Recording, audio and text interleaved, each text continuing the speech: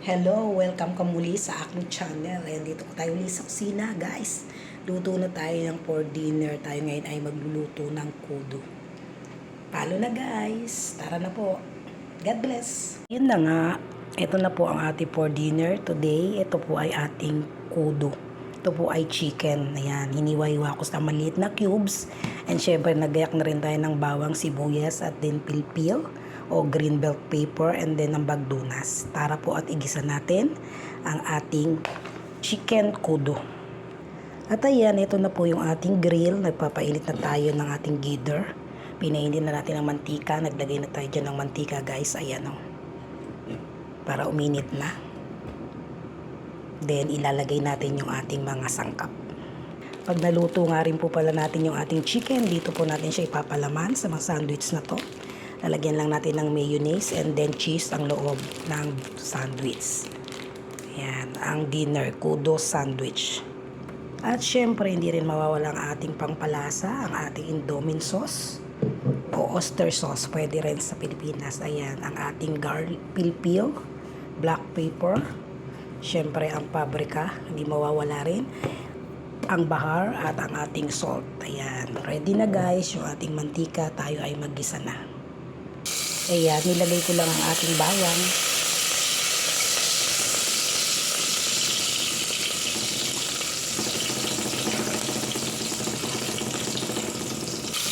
Ang sibuyas.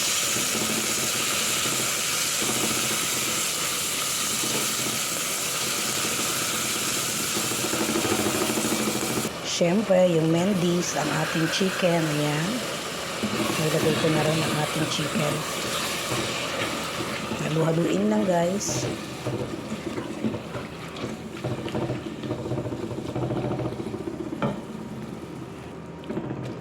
At ayan guys, habang sinasangkot siya natin chicken, maglagay na rin tayo ng mga pampalasa para lumasa na sa ating manok. Ayan, naglagay na tayo ng bahar. Kalahating kutsarita lang. Maglagay din tayo ng paminta. Ayan, tansyan-tansya lang guys. Then, syempre, ang paprika.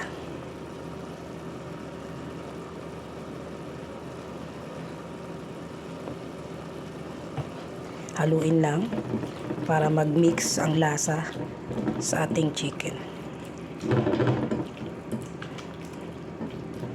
Ayan, para masangkot siya na at lumasa na yung ating mga nilagay na ingredients. Ayan, hintayin lang po natin mga 2 minutes para palambutin yung ating chicken. Ayun na nga, tapos na guys ang 2 minutes. Balikan na natin yung ating chicken. Ayan, malambot-lambot na siya. Ilagay na po natin guys yung ating mga gulay.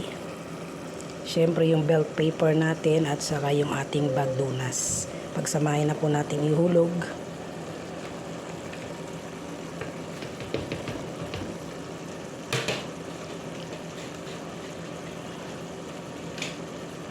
Then, haluin lang ulit.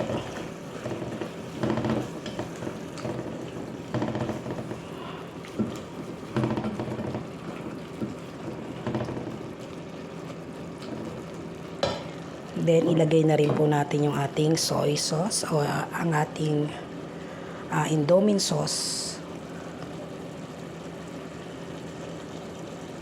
Ito po ay matamis. Itong sauce na to. Same lang ng oyster sauce. Then, maglagay na rin tayo ng asin. Ayan, kaunti lang din. Timplahin lang natin para magsama sa tamis ng ating sauce. Yung alat at tamis. Ayan, haluin.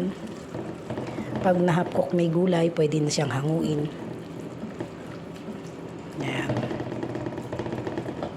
Ang ating Indomie chicken kudo.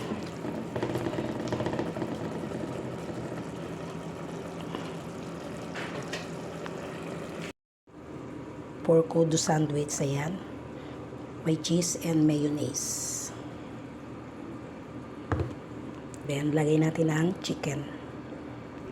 Ayun na guys, ang ating kudo chicken. Ayan, nalagay na natin sa sandwich.